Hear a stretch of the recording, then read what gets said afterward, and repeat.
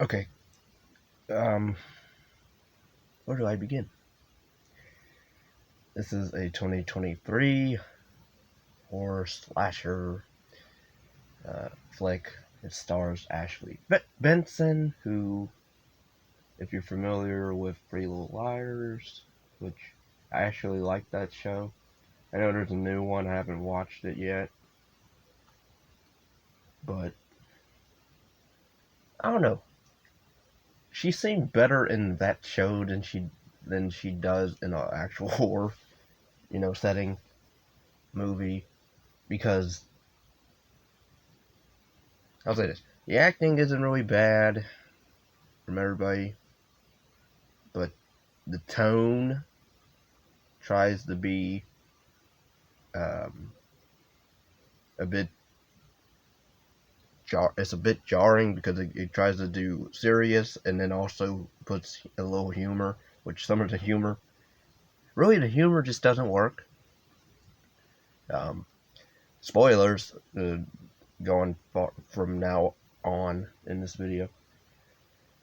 Alone at Night is basically about quarantine centered. This girl, Vicky, played by Ashley Benson, who I believe she also either co-wrote this movie or co-produced. She's one of the executives or producers of this movie. But that's cool seeing her, exploring other stuff, avenues of, you know, making film, whatever. But this is not a good film because it thinks it's smart than it really is, smarter than it really is. It's not. It thinks it's being a bit original with its meta stuff, and it's not. Scream's way better at that. Scary Movie's way better than that. All four Scary movies are better than that. This, because it again, it's this girl Vicky. Uh, she has a friend. She meets up with a friend. She takes her off to a cabin alone in the woods. That friend leaves Vicky alone in the cabin for a couple days, I guess, for pandemic reasons, COVID, whatever. Um, and weird stuff starts to happen. I mean, when you open the movie with a pointless scene that did not need to be in it, where you have a guy, I guess supposed to be an escort uh, lady he called, but then you see the guy get killed by a hooded person, and granted, it didn't. Granted, I didn't think who the killer was. I didn't get the killer right at the beginning, but still, it wasn't a good movie. Um, it's shot fine, like it's decently fine shot. Nothing bad really. Um, if anything, dumb decisions by characters, such as the boyfriend, but not really, but guy friend of Vicky. Come to find out later on, they become friends. They bond over doing drugs. Um. So yeah, this movie, it spends a lot of time on her because we find out she's a cam girl, and her boyfriend kicked her out for that. Which I'm like, really, you're gonna kick her out because she's doing that when she could be out actually doing what she's doing on whatever. So the guy, whatever, he doesn't want to deal with that. Fine, whatever.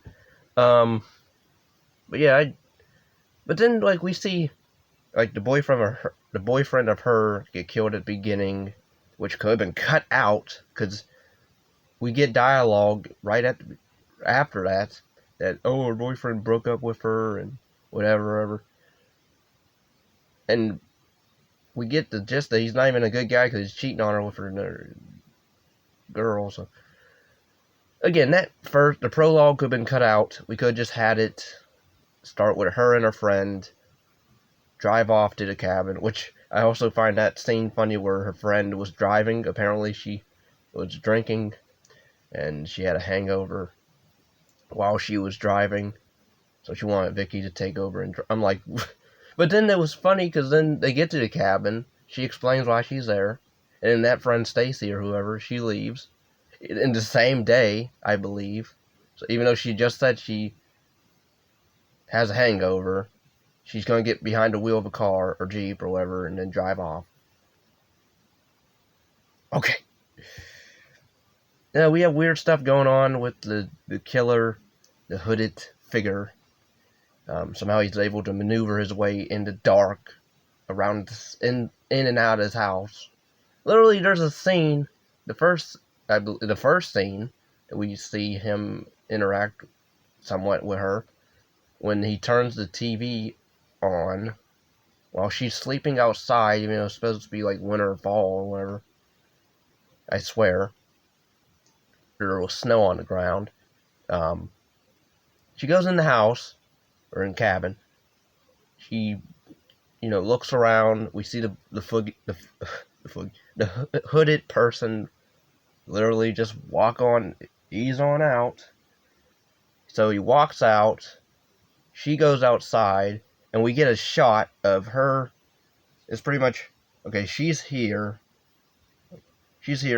and then the killer is up top of the roof, and he's literally doing a pose.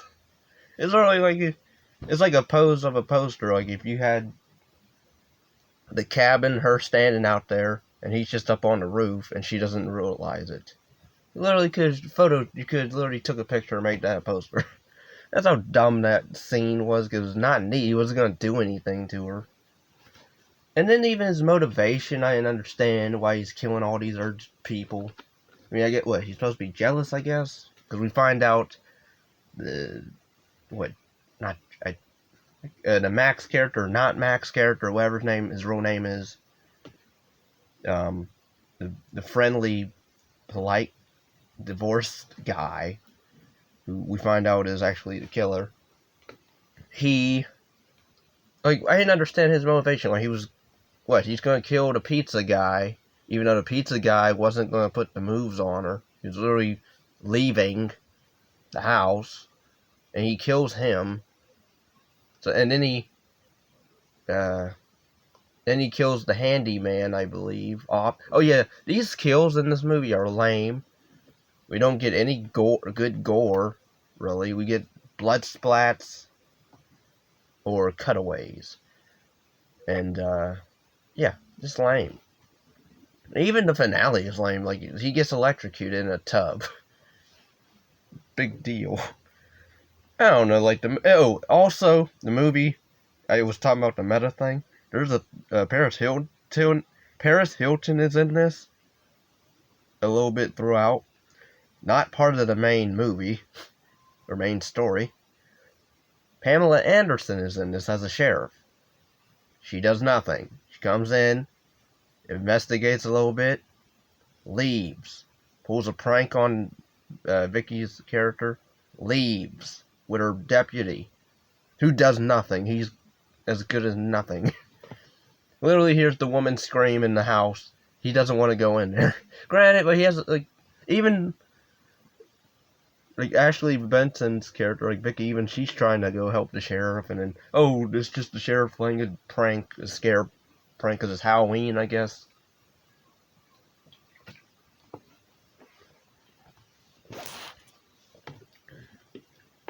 I mean, but yeah, they don't really do anything,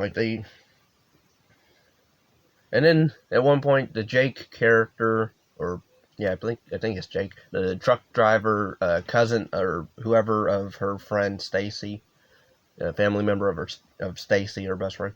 He comes in, they have a misunderstanding where he literally runs after her with a bat because he thinks she's a robber or whatever.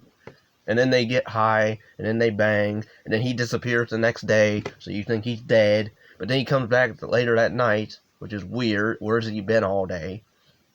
And then while she's hysterical, you know, trying to run from a killer, he's, what's going on? What are you acting like this for? Then he gets knocked out in a lame, pointless scene of him. I hate in movies where like, go, I'll hold him off. Like, you literally didn't have to do that. I hate that cliche. Like, it's really cliche. The only smart thing this character Vicky does in this entire movie is play along with the killer in one go. Literally, she plays along his weakness of sweet talking him or whatever. She's on his side, and then, you know, she bashes his head in once, and then she runs off, and then he awakes, and then he runs after her. But there was only one scene that was decent, and that was when she was playing along. It would have been cool if she actually killed him and was smart enough to... Nope.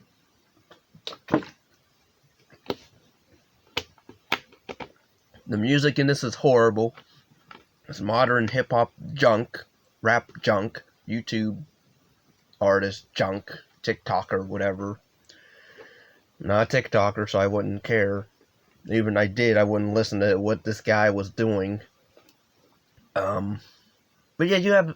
Oh, I was talking about Paris Hilton. So you have Paris Hilton's character throughout the movie. A little bits are sprinkled of her character thing where she's the host of this reality show of quarantine. I forget what it's even called. House of the Trap House or whatever it's called. House of Traps, Trap House, lame names. It's a reality show she's hosting where contestants have to stay in this mansion for a certain amount of days, I guess. And they win, I guess, a prize money or whatever. And so it's sort of like Big Brother, but except it's not interesting like that. Let alone fun to watch. All these people are either goofy, annoying, fake. I don't mean physically, I mean personality looking wise, or acting wise. I mean, you have this one girl who wears like when people, those SWAT team police officers, they have those visors over their faces, the plastic see-through glass. That's what this girl has. She's supposed to be like paranoid. I guess people have COVID or whatever.